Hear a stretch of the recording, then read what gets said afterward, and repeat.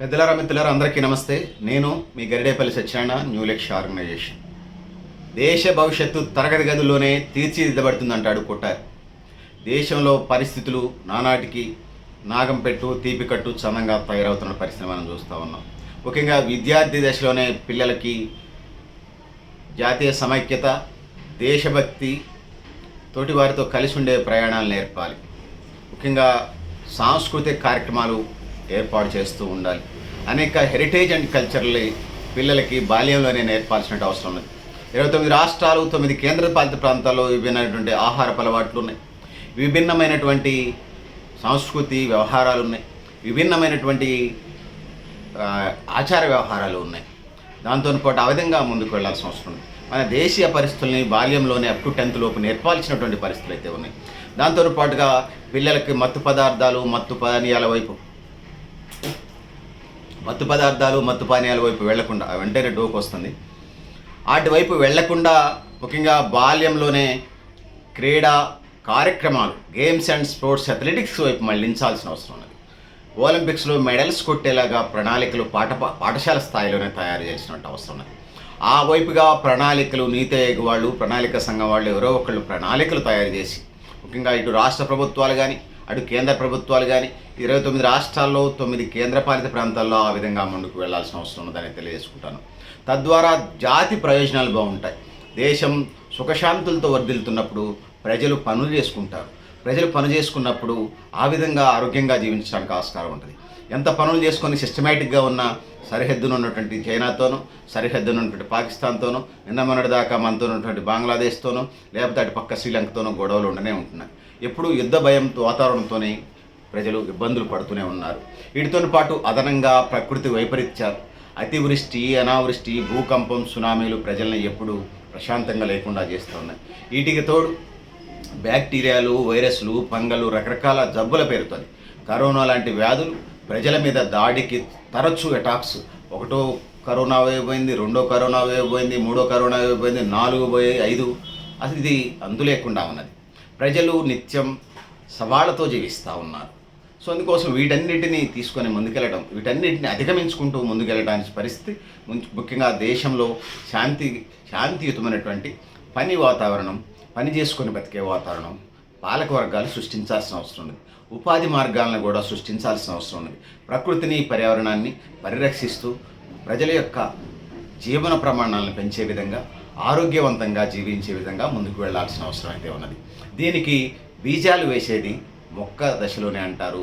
బాల్యంలోనే ముఖ్యంగా up to 10th లోపు మాత్రమే ఈ కార్యక్రమాలు నిర్వర్తించాల్సిన అవసరం ఉందనేది నేను తెలియజేసుకుంటున్నాను, మనవి చేసుకుంటున్నాను, విజ్ఞప్తి చేసుకుంటున్నాను. మిత్రులారా, పెద్దలారా, సోదరులారా, ముఖ్యంగా బాల్యంలో ఈనాటి బాలలే రేపటి భావి భారత పౌరులు.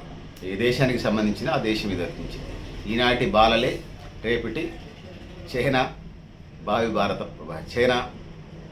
పౌరులు, ఈనాటి బాలలే రేపటి పాకిస్తాన్ పౌరులు. సో ఏ దేశానికి ఆ దేశం అలీనా మూమెంట్, ప్రచ్ఛన్న యుద్ధం జరిగినప్పుడు, అమెరికాకి రష్యా కూటములు ఏర్పడ్డప్పుడు ఇండియా అలీన్ ఉద్యమం నడిపింది.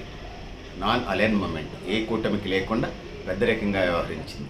మన దరిద్రం, మన ఆర్థిక పరిస్థితుల రీత్యా స్వాతంత్రం వచ్చే నాటికి అలీన్ ఉద్యమం మన దేశం మీద పాకిస్తాను, చైనా యుద్ధాలు జరిగినప్పుడు ఆనాడు ఉన్నటువంటి ఆర్థిక పరిస్థితుల రీత్యా మనం అలైన్ ఉద్యమం నుంచి ఒక పక్క జరగాల్సిన పరిస్థితి వచ్చింది.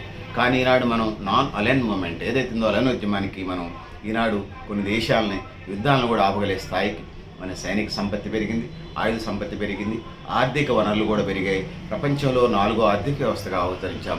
ఈ 4వ ఆర్థిక వ్యవస్థ అంతరాలని తగ్గించి కింది స్థాయికి చేరగలిగినప్పుడు రియల్ డెవలప్మెంట్కి వెళ్ళడానికి మనం ఆస్కారం ఉన్నది. అందుకోసం జాతీయ సమైక్యతని, దేశభక్తిని పెంచాలి. అందుకు సంబంధించినటువంటి ఎథిక్స్ బాల్యంలో నేర్పాలి. అది ముఖ్యంగా హై స్కూల్ లెవెల్లో 1 to 10th, ఎల్కేజీ నుంచి 10th క్లాస్ లెవెల్లో వీటిని ఒక బోధనా సబ్జెక్టుగా నేర్పించాల్సిన అవసరం అయితే ఉన్నది. ఆ విధంగా జాతీయ సమైక్యత కోసం పాటుపడటం వల్ల దేశ ప్రయోజనాలు సమకూరుతాయి. వాడు ప్రపంచంలో ఉపాధి కోసం ఎక్కడ పోయినా ఈ దేశంలో ఉపాధి మార్గాలకి, ఈ దేశంలో పెట్టుబడులకి తను కృషి చేస్తూ ఉంటాడు ఎక్కడున్నా కూడా. ఆ వైపుగా భవిష్యత్ తరాలని మనం తయారు చేసుకోవాల్సిన అవసరం అనేది ఉన్నదనేది నేను తెలియజేసుకుంటున్నాను. పెద్దలారా, మిత్రులారా, ఈ భవిష్యత్ తరాల నిర్మాణంలో ఈ సోషల్ ఇంజనీరింగ్లో పేరెంట్స్ బాధ్యత ఉన్నది కాదనను. దాంతోపాటు ఉపాధ్యాయుల బాధ్యత చాలా కీలకమైంది. మాకెందుకులే, ఎవడికి పుట్టిన బిడ్డరా ఎక్కెక్కి ఏడ్చిన చందంగా అని అనుకుంటారని నేను అనుకోవటం లేదు. టీచర్స్ సమాజ నిర్మాణంలో 100కి 90% మందమతులున్న, ఇంటెలిజెన్సీ తక్కువ ఉన్న పిల్లలకి చదువు నేర్పి తెలివిగల, విద్యావంతులుగా, బుద్ధిమంతులుగా తయారు చేసే టీచర్స్ని ఈరోజు చూస్తున్నాం. గురువులని పెద్ద పెద్ద మాటలు నేను అనలేను, కానీ టీచర్స్ అయితే అలాంటి వాళ్ళు ఉన్నారని తెలియజేస్తూ ఉన్నాను. సరే, ఇతర వ్యాపకాలు పెట్టుకునేటోళ్ళు, టీచర్ వృత్తి చేసుకుంటూ బిజినెస్ చేసుకునేవాళ్ళు, వ్యవసాయం చేసుకునేవాళ్ళు, ఇతర సైడ్ బిజినెస్లు చేసుకునేటోళ్ళు ఉన్నారు, వాళ్ళని వదిలేయండి. కానీ విద్యారంగానికి సంబంధించి పిల్లల్ని తీర్చిదిద్దటంలో మనం ముందుకెళ్లాల్సిన అవసరం ఉన్నది. సో ఆ విధంగా ముందుకు పోవాల్సిన అవసరం ఉందనేది ఇక్కడ నేను తెలియజేసుకుంటున్నాను. పెద్దలారా, మిత్రులారా, మనం చూసుకున్నప్పుడు దేశంలో పహల్గా దాడులు జరిగినప్పుడు కానీ, ఇంకేమైనా బ్లాస్టింగ్స్ జరిగినప్పుడు కానీ, ఇంకొక సంఘ విద్రోహ కార్యకలాపాలకు పాల్పడ్డప్పుడు కానీ, లేకపోతే సమాజానికి నష్టం కలిగించే కార్యక్రమాలు పెద్ద ఎత్తున చేపట్టినప్పుడు దేశ పౌరుల యొక్క ప్రమేయంతోనే ఇవన్నీ జరుగుతున్నట్టుగా మనకు అనిపిస్తూ ఉంది. దీనికి సర్వరోగ నివారణలాగా, కరోనా వ్యాక్సిన్ లాగా వ్యాక్సిన్ కనుక్కోవాల్సిన అవసరం ఉన్నది. అది దేశభక్తి అనే వ్యాక్సిన్ తప్ప మరొకటి కాదు. అందుకోసం పిల్లలకి చైల్డ్హుడ్ డేస్లోనే దేశభక్తికి సంబంధించినటువంటి జాతి ప్రయోజనాలు, దేశ యొక్క ప్రయోజనాలని ఎథిక్స్తో కలిపి విలువలతో కూడినటువంటి విద్యని ఆంతరంగికంగా, బహుముఖంగా నేర్పాల్సినటువంటి అవసరం అయితే ఉన్నదని తెలియజేసుకుంటున్నాను. ఆ విధంగా ముందుకు పోవాలని తెలియజేసుకుంటున్నాను. సో సోదరులారా, సోదరిమణులారా, ఆ విధంగా ముందుకు పోవాల్సిన అవసరం ఉందనేది నేను తెలియజేసుకుంటున్నాను. సో విద్యారంగంలోనే పిల్లలు మరి పెద్ద అయిన తర్వాత అలా ఎందుకు తయారవుతున్నారంటే, జనరల్గా అనేక కేస్ స్టడీస్ని మనం చూసినప్పుడు చైల్డ్హుడ్ డేస్లో పడ్డటువంటి వాళ్ళు పుట్టి పెరిగినటువంటి వాతావరణం నుంచి ఇలాంటి పరిస్థితి తయారవుతున్నాయనేది మనం వింటున్నాం. సో అందుకోసం టీచర్లు విద్యాబుద్ధులతో పాటు ఎథిక్స్ నేర్పాలి, క్రమశిక్షణ నేర్పాలి, డిసిప్లిన్ నేర్పాలి. అనేక రకాలైనటువంటి సంఘటనలు, మానవ అక్రమ రవాణా దగ్గర నుంచి, బాంబ్ బ్లాస్టింగ్ల దగ్గర నుంచి మన దేశ రహస్యాలను ఇతర దేశాలకు అమ్మే స్థాయికి నెట్టివేయబడతా ఉన్నారు.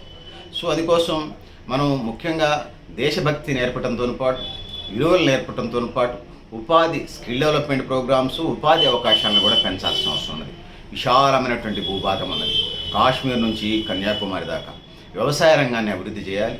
వ్యవసాయ అనుబంధ రంగాలైనటువంటి పాడి పరిశ్రమ, చేపల పరిశ్రమ, కోళ్ల పరిశ్రమ, ఏదైతుందో మాంసం పరిశ్రమల్ని అనుబంధంగా అభివృద్ధి చేయాల్సిన అవసరం ఉంది.